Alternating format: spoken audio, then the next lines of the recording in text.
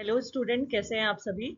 Student, जो हमारी उत्तराखंड की सीरीज चल रही है सामान्य ज्ञान की, इस सामान्य ज्ञान की सीरीज में आज मैं आप सभी को उत्तराखंड के प्रमुख मेले, देखिए बहुत इंपॉर्टेंट ये मेरी वीडियो है, क्योंकि यकीन मानिए इससे दो क्वेश्चन आपके इस बार जरूर आने वाले हैं।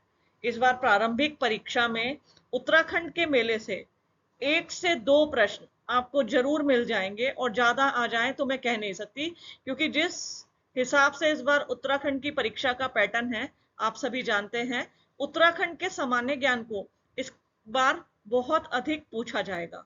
तो इस बार जो मेरिट बनेगी, जिस भी स्टूडेंट का उत्तराखंड पीसीएस के लिए उत्तराखंड सामान्य ज्ञान बहुत अच्छे से तैयार है, उसका सिलेक्शन प्रीलिम्स एग्जाम में हो जाएगा। तो चलिए स्टार्ट करते हैं। उत्तराखंड के प्रमुख मेले, जैसे कि हम सभी जानते हैं, उत्तराखंड में मेलों को कौथिग बोला जाता है। उत्तराखंड में मेले के आयोजन को कौथिग नाम से पुकारा जाता है।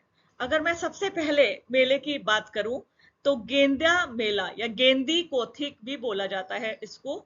जो गेंदी कौथिग है, देखिए, पौड़ी गढ़वाल में मकर संक्रांति के अवसर पर, पौड़ी गढ़वाल में एकेश्वर, थल नदी, दाडा मंडी, द्वारिकाल के निकट भटपुड़ी देवी के मंदिर के पास होता है। इस मेले में एक चमड़े की गेंद बनाई जाती है और उस गेंद से खेला जाता है, जैसे पहाड़ी हॉकी भी इसको बोलते हैं। और एक दूसरे से लोग गेंद को झपटने की कोशिश करते हैं, और बड़ी होड़ लगती है गेंद को अपने पास लेने की, क्योंकि ऐसा माना जाता है जिसके जो झपट के गेंद को अपने पास रख लेने का, वो लकीएस्ट पर्सन होगा, यानी बहुत जो होगा वो लकी होगा। तो इसे जो होता है, बहुत हर्षोल्लास के साथ गेंदा खौतिक को बनाया जाता है। इसी प्रकार एक गेंदी की खकोटी नामक एक लोक उत्सव भी है, जो बसंत पंचमी के उत्सव पर शुरू होता है। पांडवों द्वारा नागमती एवं नागमल के युद्ध करने से यह संबंधित है। कौन? गेंदी की खकोटी, जो कि बसंत पंचमी के उत्सव पर मनाया जाता है। जो पांडव होते हैं, पांडवों में नागमती और नागमल, यहाँ थोड़ा स्पेस रह गया, तो उससे युद्ध जो हुआ था उनकी कथा को इसमें, इससे यह जो गेंदी की खकोटी है वो संबंधित है। नेक्स्ट है बिस्सू मेला।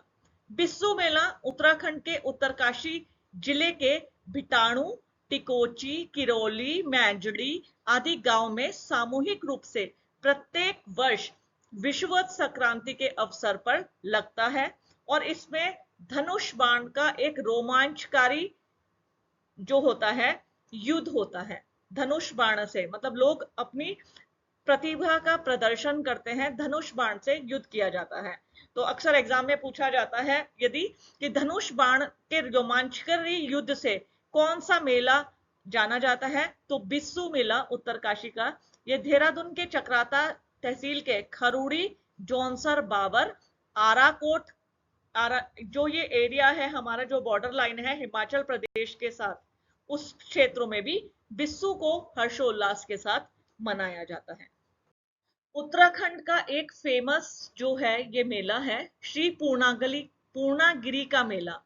हमारे यहाँ चंपावत जो जिला है, उत्तराखंड के टनकपुर से 25 किलोमीटर दूर अन्नपूर्णा शिखर पर स्थित पूर्णागिरी, श्री पूर्णागिरी मंदिर में प्रत्येक वर्ष चैत्र एवं अश्विन की नवरात्रि पर इन मेलों का आयोजन किया जाता है। चैत्र के नवरात्रों पे और अश्विन के नवरात्रों में। ऐसा पौराणिक मान्यता के अनुसार, जब सती का शरीर, सती ने अपना शरीर अपने पिता के यज्ञ में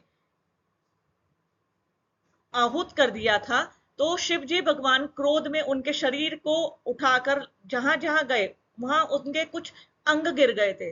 ऐसा माना जाता है श्री पूर्णागिरी में सती की नाभि गिरी थी। तो यह बहुत फेमस सिद्ध पीठ माना जाता है। देवी के 108 सिद्ध पीठों में यह एक में इसकी गणना की जाती है। ठीक है, तो ये श्री पूर्णागिरी मेला, इसको इंपॉर्टेंट लगा लो सभी लोग, इंपॉर्टेंट लगा लो पूर्णागिरी मेले को। उत्तराखंड के टनकपुर में साल में 2 बार आयोजित किया जाता है। फिर है नंदा देवी मेला। देखिए, नंदा देवी मेला हमारे कुमाऊं की विशेष रूप से पहचान है। हालांकि ये कुमाऊं और गढ़वाल दोनों मंडल में आयोजित किया जाता है, लेकिन ऐसा माना जाता है कि कुमाऊं क्षेत्र में यह बहुत प्रचलित है। हिमालय की पुत्री, ऐसा माना जाता है हिमालय की पुत्री नंदा देवी जी की पूजा अर्चना के लिए प्रत्येक वर्ष भाद्र शुक्ल पक्ष की पंचमी से कुमाऊं व गढ़वाल दोनों मंडलों में कई स्थानों पर मेले लगते हैं। कुमाऊं में अल्मोड़ा, नैनीताल, मिलम, कोट भ्रामरी, बागेश्वर आदि जगहों पर नंदा देवी मेला लगता है। देखिए, मैं नैनीताल ट्रेनिंग में थी, तब मैंने नंदा देवी मेला जो था काफी करीब से देखा। मां नंदा और सुनंदा की आकृतियां बनाई जाती हैं और पूरे नैनीताल शहर में उनको घुमाया जाता है, और ऐसा माना जाता है मां नंदा सुनंदा अपने मायके आई हैं। तो इस तरीके से नंदा देवी मेला जो है कुमाऊं और गढ़वाल का फेमस मेला है, तो ध्यान रखिएगा। अल्मोड़ा में नंदा देवी परिसर में इस दिन बहुत बड़ा मेला लगता है। गढ़वाल में नौटी, देवराड़ा, कुरुड़, गैर, सिमली, बीरो देवल आदि स्थानों पर इस मेले का आयोजन किया जाता है। नेक्स्ट है जौलजीबी मेला। इस मेले को आप वेरी वेरी इंपॉर्टेंट लगा लीजिए, इसलिए कह रही हूं क्योंकि ये बहुत फेमस मेला है। ये पिथौरागढ़ जिले के धारचूला में काली और गोरी नदियां, दो नदियां होती हैं, ध्यान रखना, काली और गोरी, इन दोनों के संगम पर लगता है। प्रतिवर्ष कार्तिक मास में लगने वाले इस मेले की शुरुआत सन 1914 में माघशीर्ष संक्रांति को हुई थी। जौलजीबी मेला जो पिथौरागढ़ का लगता है, इसमें नेपाल के व्यापारी लोग भी अपने अपने उत्पादों को लेकर इस मेले में प्रतिभाग करते हैं। नेक्स्ट है बच्चों श्रावणी मेला। यह अल्मोड़ा के जागेश्वर धाम में प्रतिवर्ष श्रावण मास में, हमारे यहाँ श्रावण मास होता है ना, इस एक तक चलने वाला श्रावणी मेला, इसे सैण की शिवरात मेला भी कहता है। सैण की शिवरात, ऐसा माना जाता है शिव जी के लिए ये मेले का आयोजन किया जाता है। 12वीं व 13वीं शती में जागेश्वर मंदिर में इस अवसर पर महिलाएं संतान प्राप्ति के लिए रात भर घी का दीपक हाथ में थापे पूजा अर्चना करती हैं और मनोकामना हेतु आशीर्वाद मांगती हैं। देखिए, उत्तराखंड के काफी मेले हैं, खासतौर पर 3 मेलों की चर्चा मैंने अपनी इस वीडियो में की है, जिसमें निसंतान दंपतियां या महिलाएं बच्चों मतलब संतान प्राप्ति के लिए कामना करती है। जैसे पहले तो हो गया श्रावणी मेला, दूसरा वेरी वेरी इंपॉर्टेंट श्रीनगर में आयोजित होने वाला बैकुंठ चतुर्दशी मेला। श्रीनगर गढ़वाल में स्थित है, श्रीनगर गढ़वाल मंडल में। इस श्रीनगर में बैकुंठ चतुर्दशी को प्रतिवर्ष इस दिन मेला लगता है। पूरे बाजार को दुल्हन की तरह सजाया जाता है, और कमलेश्वर मंदिर में, ऐसा माना जाता है वहां कमलेश्वर मंदिर है, उसमें मेले का आयोजन करने से पहले हमें बताना पड़ता है कि पति और पत्नी, दंपति जिन्हें कहते हैं, वो खड़े घाट में घी का दीपक थामे संतान प्राप्ति हेतु पूजा अर्चना करते हैं। खड़े दिए की पूजा इसको बोलते हैं, और वे संतान प्राप्ति के हेतु इस मंदिर में इस अवसर पर पूजा करते हैं। तो श्रावणी मेला भी, बैकुंठ चतुर्दशी का मेला भी, और एक आगे मैं आपको मेला बताऊंगी वो भी, तीनों जो है संतान प्राप्ति हेतु किए जाते हैं, और इसमें मनोकामना पूर्ण होने का आशीर्वाद प्राप्त करते हैं। नेक्स्ट है चंद्रबदनी मेला। देखिए, चंद्रबदनी मेला टिहरी गढ़वाल में मां चंद्रबदनी का मंदिर स्थित है। उस चंद्रबदनी के मंदिर में प्रतिवर्ष अप्रैल माह में इस मेले का आयोजन किया जाता है। जो ये है मंदिर है, गढ़वाल के प्रसिद्ध 4 शक्ति पीठों में से एक माना जाता है। नेक्स्ट है गोचर मेला। गोचर मेला यह चमोली जिले में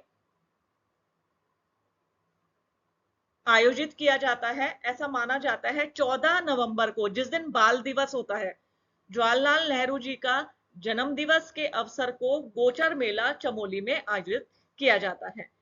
यह ऐतिहासिक और सांस्कृतिक के गोचर में लगने वाला औद्योगिक एवं विकास का मेला है। सन 1943 में गढ़वाल के तत्कालीन डिप्टी कमिश्नर बर्नेडी ने इसकी शुरुआत की थी। इस मेले का उद्देश्य जो आसपास के सीमांत क्षेत्रवासियों हैं उनको क्रय विक्रय करने के लिए एक प्लेटफॉर्म उपलब्ध कराना है। और जैसा कि मैंने अभी अभी बताया, 14 नवंबर को प्रतिवर्ष पंडित जवाहरलाल नेहरू के जन्म दिवस के अवसर पर इस मेले का आयोजन किया जाता है। वेरी इंपॉर्टेंट फिर से आ गया उत्तरायणी मेला, वेरी वेरी इंपॉर्टेंट लगा लो। घुघुतिया बिहार इसको कहते हैं। उत्तरायणी मेला मकर संक्रांति के अवसर पर गढ़वाल और कुमाऊं क्षेत्र के नदी घाटों व मंदिरों पर खासतौर पर लगाया जाता है।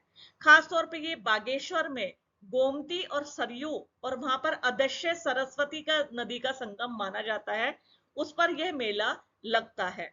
सन 1900, ये मेला मैंने इसको वेरी वेरी इंपॉर्टेंट इसलिए बोला, सन 1921 में बद्रीदत्त पांडे जी के नेतृत्व में वहां पर जो कुली बेगार प्रथा थी उसके रजिस्टर को उत्तरायणी मेले के अवसर पर सरयू नदी में बहा दिया गया था और इस कुली बेगार प्रथा को समाप्त किया गया था। देखो, अंग्रेज जब आते थे, अंग्रेजों ने पहाड़ों पर अपने सुख सुविधाओं को देखते हुए और तापमान या मौसम को देखते हुए अपने घर बना लिए थे। उन्हें ठंडे प्रदेश ज्यादा पसंद थे, तो वो क्या करते थे, गर्मी के टाइम में पहाड़ों पर जाते थे। जब वे पहाड़ों पर जाते थे तो वे अपने सामान को स्थानीय लोगों से बिना किसी ढुलाई के उनकी पीठ पर लदवाकर एक स्थान से दूसरे स्थान पर ले जाते थे। उसे कुली बेगार प्रथा कहा गया। तो तब बद्रीदत्त पांडे जी ने कई लोगों के साथ मिलकर कुली बेगार के रजिस्टर नदी में बहा दिए और संकल्प लिया कि कोई भी व्यक्ति कुली बेगार नहीं करेगा। इसलिए ये मेला जो है बहुत प्रसिद्ध है। नेक्स्ट है सोमनाथ मेला। अल्मोड़ा के रानीखेत के पास रामगंगा के तट पर पाली पछाऊ क्षेत्र में बैसाख महीने के अंतिम रविवार को, ध्यान रखना, बैसाख महीने के अंतिम रविवार को सोमनाथ मेले का आयोजन किया जाता है। पहले दिन की रात्रि में सल्टिया मेला, इसके कुछ नाम है, सल्टिया मतलब छोटा मेला।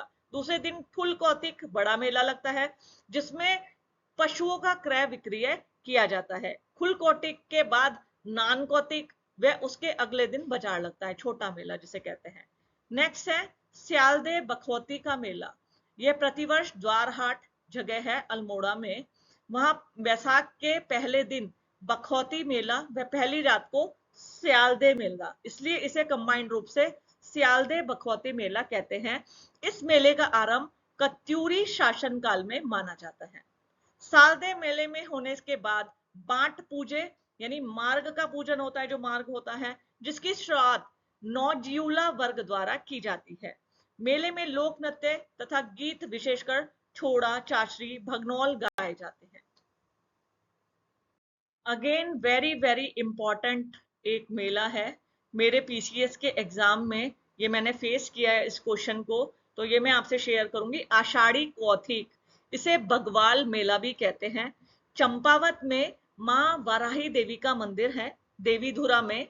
तो वहां प्रतिवर्ष श्रावण मास में आषाढ़ी कौथिक, खासतौर पर रक्षाबंधन के दिन, ध्यान रखना, श्रावण मास में आषाढ़ी कौथिक मेले का आयोजन किया जाता है। इस मेले का मुख्य आकर्षण रक्षाबंधन या श्रावण पूर्णिमा को आयोजित किया जाता है। यहाँ बगवाल खेला जाता है। देखिए मैं बताती हूँ, बगवाल कहते हैं पाषाण युद्ध को, पत्थरों को फेंकना, फिर अपने आप को वहां पे लोग बचाते हैं, तो इसे पाषाण युद्ध या बगवाल कौथिक या आषाढ़ी कौथिक कहा जाता है। इस आयोजन की प्रमुखता विशेषता धोखों द्वारा एक दूसरे पर पत्थरों की वर्षा को ही बगवाल करना कहते हैं, जिसे चम्याल, वाली, गहड़वाल, वलमगड़िया 4 खेमों के लोग भाग लेते हैं। बगवाल खेलने वालों को धोखे कहा जाता है। यह पत्थर युद्ध पुजारी की मध्यस्थता में शांति पाठ से समाप्त होता है। यह मेला इसलिए, देखिए, इस मेले का आयोजन एक मैसेज, संदेश देने के लिए किया जाता है कि हम अपनी पारस्परिक वैमनस्य को भुलाकर सौहार्दपूर्ण वातावरण का निर्माण करें, इसलिए इस मेले का आयोजन किया जाता है। अगेन एक वेरी इंपॉर्टेंट मेला है, ये क्वेश्चन काफी एग्जाम में आने के चांसेस हैं। मानेश्वर मेला, चंपावत में मायावती के पास इस मानेश्वर में एक चमत्कारी शिला के समीप इस मेले का आयोजन किया जाता है। ऐसा माना जाता था, पुरानी मान्यता थी, बहुत से लोगों के जो पशु हुआ करते थे वो दूध नहीं देते थे, लेकिन जब वो मानेश्वर नामक स्थान पर एक चमत्कारी शिला के पास आते थे तो उनके पशु स्वतः ही दूध देना शुरू कर देते थे। तो तब से इस चमत्कारी शिला की पूजा की जाने लगी और यहाँ पर मेले का आयोजन किया जाने लगा है। इस पत्थर के पूजन से पशु, विशेषकर दुधारू पशु, स्वस्थ रहते हैं। नेक्स्ट है थल मेला। थल मेला जो है पिथौरागढ़ के बालेश्वर थल मंदिर में प्रतिवर्ष बैसाखी को लगता है। 13 अप्रैल 1940 को यहाँ बैसाखी के अवसर पर जलियांवाला दिवस मनाए जाने के बाद इस मेले की शुरुआत की गई थी। किसकी? थल मेला। नेक्स्ट वेरी इंपॉर्टेंट एक मैं मेला बताने जा रही हूं, वेरी इंपॉर्टेंट। ये है चैती मेला। इसे बालासुंदरी का मेला भी कहते हैं या इसे चैती मेला भी कहते हैं। उधम सिंह नगर के काशीपुर के पास स्थित एक कुंडेश्वरी देवी है जिन्हें बालासुंदरी देवी भी कहते हैं। इन देवी के मंदिर में प्रतिवर्ष चैती का मेला लगता है। 2 दिन तक यह मेला चलता है। ऐसा माना जाता है जो देवी है ये बालासुंदरी कुमाऊं के चंद्रवंशीय राजाओं की कुल देवी थी और ये जो चंद्रवंशीय शासक थे वह अपनी कुल देवी की पूजा करते थे। उन्हीं की याद में आपने इस मंदिर का निर्माण कराया था। अष्टमी के दिन देवी को पालकी में बिठाकर मेला स्थल पर ले जाया जाता है। वे देवी की स्वर्ण प्रतिमा को मंदिर में स्थापित किया जाता है। इस दौरान लोग जगह जगह डोले की पूजा अर्चना करते हैं और इसमें खास तौर पर बॉक्सा जनजाति के लोग, ध्यान देना, यहाँ पर बॉक्सा जनजाति के लोग बढ़ चढ़कर हिस्सा लेते हैं और ऐसा माना जाता है बॉक्साओं में जिन नव दंपत्ति होते हैं वो इस मेले पर आशीर्वाद लेने जरूर जाते हैं। ध्यान रखना, बॉक्साओं के नव दंपत्ति प्रतिवर्ष इस मेले में देवी का आशीर्वाद प्राप्त करने एक तरह से अनिवार्य रूप से जाते हैं। नेक्स्ट है माघ मेला या इसे बाड़ा हाट का थौल भी कहा जाता है। Very important. वैसे तो आपने माघ मेला प्रयागराज इलाहाबाद में सुना है, लेकिन हमारे यहाँ उत्तरकाशी में भी प्रतिवर्ष जनवरी महीने में 14 जनवरी से लगने वाले मेले को बड़ी धूमधाम से बनाया जाता है और इस माघ मेले को बाड़ा हाट का थौल भी कहा जाता है। रीजन, क्योंकि बाड़ा हाट उत्तरकाशी का नाम है, इसलिए इसे बाड़ा हाट का थौल भी कहा जाता है। यह मेला 8 दिन तक चलता है। इस मेले का शुभारंभ कंडार देवता की डोली व हरि महाराज के डोल के साथ होता है। इस अवधि में ग्रामवासी अपने जितने भी आसपास के ग्रामवासी होते हैं वो अपनी देवी देवताओं की डोलियां वहां लाते हैं और गंगा नदी में उनको स्नान कराते हैं। भागीरथी नदी है ना, उनमें इसको अपनी डोलियों को, देवी देवताओं की डोलियों को स्नान कराते हैं। नेक्स्ट है पौराणिक तिमुणा मेला। तिमुणा मेला प्रतिवर्ष जोशीमठ के बद्री विशाल के कपाट खुलने से पूर्व किसी शनिवार के आयोजन को किया जाता है। देखिए, हमारे बद्रीनाथ जी के जब कपाट खुलने से पहले शनिवार को इस मेले का आयोजन किया जाता है। थोड़ा बकरे की बलि का प्रावधान इस तिमुड़े मेले में माना जाता है। स्टूडेंट, नेक्स्ट है नुणाई मेला। यहाँ देखिए, ये है नुणाई मेला। ये मेला देहरादून के चक्राता में श्रावण मास में लगता है। इसमें जंगलों में भेड़ बकरियों को पालने वाले लोगों के नाम से मनाया जाता है। देखिए, जो भेड़ बकरी को चराने वाले होते हैं, रात्रि को वे क्या करते हैं, जंगल में बनी हुई जो गुफाएं होती हैं उसमें अपने भेड़ों को, खुद को, स्वयं को सुरक्षित करते हुए पूरा साल जंगलों में बिताते हैं। जब वह, जैसे ही इस मेले का समय होता है श्रावण महीने के समीप, वह अपने गांव की ओर आने लगते हैं। यहाँ देखिए, मैंने लिखा हुआ है, यहाँ चरवाहे मीठा रोट बनाते हैं। इसे शिव का प्रसाद, शिरवा प्रसाद भी कहते हैं। भगवान शील गुरुजी, जिनका नाम लेकर चरवाहे जंगलों में निवास करते हैं और कहते हैं, शील गुरुजी महाराज आप हमारी रक्षा करना। तो ऐसे ही उनकी मान्यता है कि वे अपने गुरुजी महाराज का नाम लेकर प्रतिवर्ष गांव में रहते हैं और जंगलों में रहते हैं और अपने भेड़ बकरियों को सुरक्षित रखते हैं। तो इसे क्या कहते हैं? नुड़ाई मेला। वेरी इंपॉर्टेंट, झंडा मेला।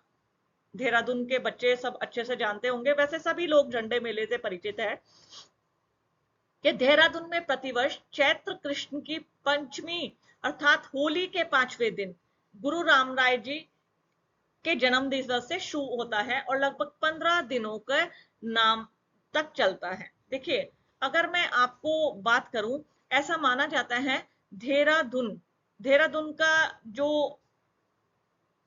निर्माण है वो गुरु राम राय जी से ही माना जाता है। देहरादून डेरा डेरा ऐसा होता था, जो गुरु होते थे वो अपना डेरा जमाते थे, तो उन्होंने देहरादून में अपना डेरा जमाया था, तब से इसका नाम डेरा था। डेरा से धेरा हुआ, धेरा से दून, चूंकि ये घाटी में स्थित है तो देहरादून नाम भी इसीलिए पड़ा है, डेरा। ठीक है। तो गुरु राम राय जी के जन्म के दिन होने के साथ ही वह देहरादून आगमन का दिन भी है। वो इस दिन देहरादून आए थे 1699 में। इसी दिन उनकी प्रतिष्ठा में एक बड़ा उत्सव मनाया गया था, तो इसलिए झंडा मेला लगता है श्री गुरु राम राय जी के जन्म दिवस के दिन के शुभ अवसर पर। नेक्स्ट है टपकेश्वर मेला। देहरादून के पास देवधारा नदी के किनारे में एक गुफा में शिव मंदिर है और इसकी मान्यता बहुत दूर दूर तक है। इसमें मेला आयोजित किया जाता है जिसे कहा जाता है टपकेश्वर मेला। नेक्स्ट है बच्चों रणभूत कौथिक। टिहरी के नैल चामी पट्टी के ठेला गांव में प्रत्येक वर्ष कार्तिक मास में लगने वाले इस मेले में विभिन्न जैसे जो हम राजशाही टिहरी की सियासत है उसके समय में जितने भी लोग मारे गए थे उनकी याद में भूत नृत्य के रूप में होता है। इसलिए से रण मतलब युद्ध, भूत मतलब भूत जो लोग मर चुके हैं, रणभूत कौथिक कहते हैं। तो टिहरी सियासत राजशाही के समय युद्ध में मारे गए लोगों की स्मृति में इस कौथिक का आयोजन किया जाता है, तो इसका नाम है रणभूत कौथिक। नेक्स्ट है हरियाली पूड़ा मेला। कर्णप्रयाग चमोली के नौटी गांव में चैत्र मास के पहले दिन हरियाली पूड़ा मेला लगता है। नेक्स्ट है गणनाथ का मेला। अल्मोड़ा जनपद के गणनाथ तालुका में प्रत्येक वर्ष कार्तिक पूर्णिमा को गणनाथ मेला लगता है। ऐसा देखो अब ये आ गया, ऐसी मान्यता है कि रात भर हाथ में दीपक लेकर पूजा करने से निसंतान दंपतियों को पुत्र रत्न की प्राप्ति होती है। एक तो मैंने आपको वैकुंठ चतुर्दशी का मेला बता दिया था, एक और था, और एक गणनाथ कौथिक। नेक्स्ट है भद्र राज देवता का मेला। यह मेला देहरादून के मसूरी से 15 किलोमीटर दूर पहाड़ी पर लगता है। भद्रराज के प्राचीन मंदिर में भक्तगण दूध चढ़ाते हैं और यहाँ पारंपरिक नृत्य होता है। तो नेक्स्ट है बच्चों कुंभ मेला। हम सभी इससे परिचित हैं। ऐसा माना जाता है प्रत्येक 12वें वर्ष कुंभ मेले का आयोजन किया जाता है। एक मान्यता है कि 12वें वर्ष कुंभ जो ऐसे 12वें वर्ष गुरु के मतलब बृहस्पति के कुंभ राशि और सूर्य के जो बृहस्पति है उसके कुंभ राशि में प्रवेश करने और सूर्य के मेष राशि में प्रवेश करने पर यह स्थिति बनती है और यह पर्व मकर संक्रांति से गंगा दशहरा तक चलता है। यह पर्व जो है ये मकर संक्रांति से, जो हम कहते हैं ना शाही स्नान निकले हैं, इतने शाही स्नान निकले हैं, तो वो शाही स्नान जो निकलते हैं वे मकर संक्रांति से शुरू होते हैं और गंगा दशहरा तक चलते हैं। 2022 में आखिरी बार कुंभ लगाया गया था। चीनी यात्री जब आए थे उन्होंने हेमसांग ने इस मेले को मोक्ष पर्व, वेरी इंपॉर्टेंट लगा लो यहाँ पे सब, वेरी इंपॉर्टेंट, मेले को मोक्ष पर्व कहा था। उनके अनुसार महाराज हर्षवर्धन ने भी कुंभ महोत्सव पर हरिद्वार की हर की पैड़ी को ब्रह्मकुंड कहा जाता है, नोट कर लो, पर यज्ञ आदि कर स्नान दान का पुण्य प्राप्त किया था। अब कुंभ की एक प्राचीन मान्यता है। ऐसा माना जाता है जब समुद्र मंथन हुआ था, आपको पता है ना मंथन मतलब मथना, जैसे हम दूध को मथते हैं तो मक्खन निकलता है, ऐसे ही देवताओं और दानव ने मिलकर समुद्र को मथा था। जो समुद्र को मथा था बहुकीमती रत्न निकले थे, उसी में एक अमृत कलश निकला था। जब अमृत कलश निकला और देवताओं और दानवों में अमृत कलश को लेने के पीछे बहुत झीना झपटी हुई। 12 दिनों तक अमृत कलश को प्राप्त करने के लिए देवताओं और दानवों के बीच जो था वो युद्ध चलता रहा। इस अमृत कलश को सुरक्षा की दृष्टि पर 12 स्थानों पे रखा गया। जो 8 स्थान है वो स्वर्ग में है और 4 स्थान हमारी पृथ्वी पर। पृथ्वी पर हमारे यहाँ जिस 4 स्थानों में रखा गया, हरिद्वार, प्रयागराज, उज्जैन और नासिक। यहाँ देखिए हरिद्वार मैंने यहाँ मेंशन किया है, हरिद्वार, प्रयाग, उज्जैन और नासिक। ये ना हट गया था बच्चों। इस अमृत कलश को उठाने रखने से इन अमृत की बूंदें छलकने के कारण 12वें वर्ष महाकुंभ का आयोजन किया जाता है। ऐसा कहता है ना, अमृत बरसता है कुंभ के स्नान में, तो ऐसी मान्यता है कि अमृत कलश, अमृत की बूंदें छलकी थी। ठीक है, तो खगोल शास्त्री के आधार पर हरिद्वार में कुंभ योग तब बनता है जब बृहस्पति कुंभ राशि में तथा सूर्य मेष राशि में। वेरी इंपॉर्टेंट, लगा लो यहाँ पे, क्वेश्चन आने की संभावनाएं है कि खगोल शास्त्रीय आधार पर जब बृहस्पति कुंभ राशि में और सूर्य मेष राशि में होता है तब कुंभ का संयोग बनता है। जो कुंभ महाकुंभ का आयोजन किया जाता है वो बृहस्पति ग्रह की विभिन्न राशियों की स्थिति पर निर्भर करता है। ऐसा माना जाता है जो बृहस्पति ग्रह है उसकी विभिन्न राशियों में स्थिति ही कुंभ के आयोजन के लिए पूर्ण रूप से रिस्पॉन्सिबल है। इसलिए बृहस्पति की चाल, यहाँ देखिए मैंने लिखा है, इसलिए बृहस्पति की चाल और विभिन्न राशियों में उसकी स्थिति ही कुंभ का निर्णय करती है। अर्ध कुंभ मेला, हालांकि अर्ध कुंभ मेले का कोई शास्त्रीय प्रमाण नहीं है, फिर भी 4 कुंभ वाले स्थानों पर सिर्फ 2 स्थानों पर ही अर्ध कुंभ लगता है। ध्यान रखना, मेरी बात पजल मत हो जाना। महाकुंभ लगता है 4 जगह, हरिद्वार, प्रयागराज, उज्जैन और नासिक। और हरिद्वार और प्रयागराज में हर 6ठे वर्ष में अर्ध कुंभ का भी आयोजन किया जाता है, पर हजारों वर्षों में अर्ध कुंभ लगता आ रहा है। प्रत्येक 6वें वर्ष अर्ध कुंभ मेला लगता है। 2016 में सूर्य के मेष राशि पर व बृहस्पति के कन्या राशि होने पर हरिद्वार में अर्ध कुंभ लगता है। नेक्स्ट है पिरान कलियर बाबा का मेला। रुड़की से हरिद्वार रुड़की से लगभग 8 किलोमीटर की दूरी पर साबिर साहब की मजार है। कलियर गांव में प्रतिवर्ष एक विशाल मेला लगता है। कलियर मेले के सूफी हजरत अलाउद्दीन अली अहमद इमाउद्दीन तथा किलकिली साहब की मजार है। यहाँ प्रतिवर्ष मार्च अप्रैल में, जिसे बड़ी रोशनी कहते हैं, साबिर शाह का उर्स मनाया जाता है जिसे कलियर मेला कहता है। यह मुस्लिम संप्रदाय से संबंधित मेला है। तो ये हैं बच्चों उत्तराखंड के प्रमुख मेले। और इस वीडियो को यदि आपने ध्यान से पढ़ लिया तो मेले से संबंधित कोई भी प्रश्न आपका नहीं बचता है।